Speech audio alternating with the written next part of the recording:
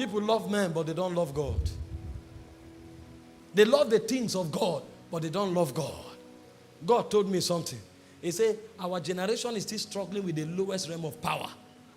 The ability to command things. The ability to command things. And then when we command things, we are happy. He said, but there are realms of power. He said, the highest realm of power is stamina in my presence. That's why the 24 elders are the highest ranking in Zion. They have the ability to stay in the presence. The Bible said the 4 beasts, day and night, forever and ever, they stand in the presence of God. What are they doing? Holy, holy, holy, holy is the Lamb. Holy, forever and ever, day and night. They don't need to manifest. But when you read the scripture, you will discover that this being walk at the frequency of God. When Ezekiel saw the throne of God, he said wherever God went, the 4 living creatures went at the same speed. They don't need to manifest anymore because they have built capacity to stand in God's presence. They function exactly like God.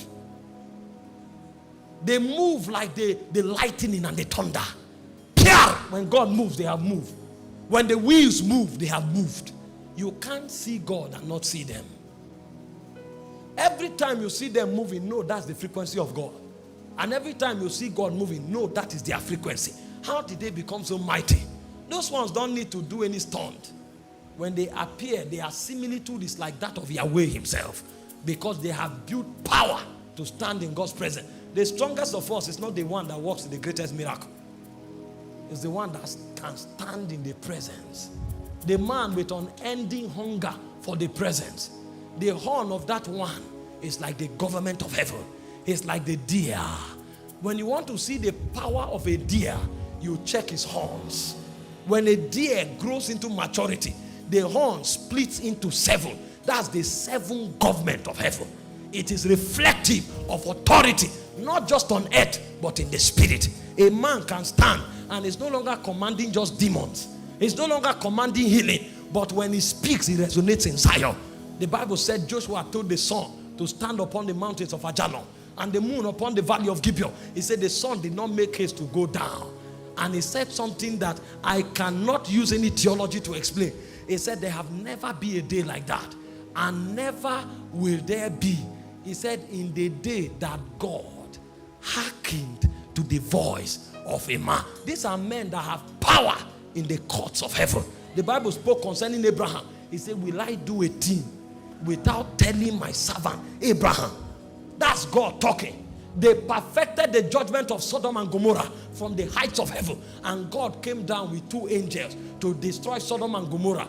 Abraham had enough stature, and he said, far be it from you that the just God will destroy the righteous and the unrighteous. What if you find 50 men? Do you mean you can change on earth things that were concluded in heaven? If you live in heaven, yes, you can.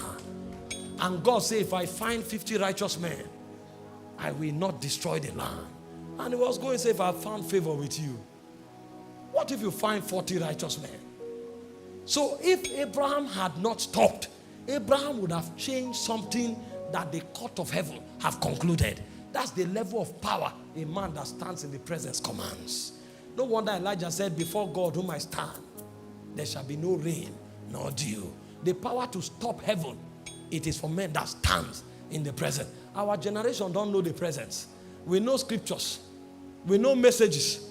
We know strategies and gimmicks. But we have no power. We have no power because there are no men that can stand in the presence. We come from meetings like this and all we are looking for is impartation. No. When you come from meetings like this, live with instructions. Tell yourself, I'm tired of the status quo. Apostle A imparted me. Apostle B imparted me. Apostle C imparted me. I appreciate this impartation, but I want to become. What is it that this man saw? How did they enter into this reality? I want it. And if it takes you to stay with God for 8 months, it's worth it. It's worth it. Because that 8 months will make your life count in the next 40 years. If you don't wait, you will continue with mediocrity until when you are 90 years. It will look as if you are there, but you are not there. They looked at you, they say you are an apostle. They honored you, but when they came close, there was nothing. They say you are a revivalist. You look like it, but when they came close, there was nothing. They say you have healing mantle. When they came close, there was nothing. Because every time they confronted you one-on-one, there was no reality to show. Tell yourself, I refuse mediocrity.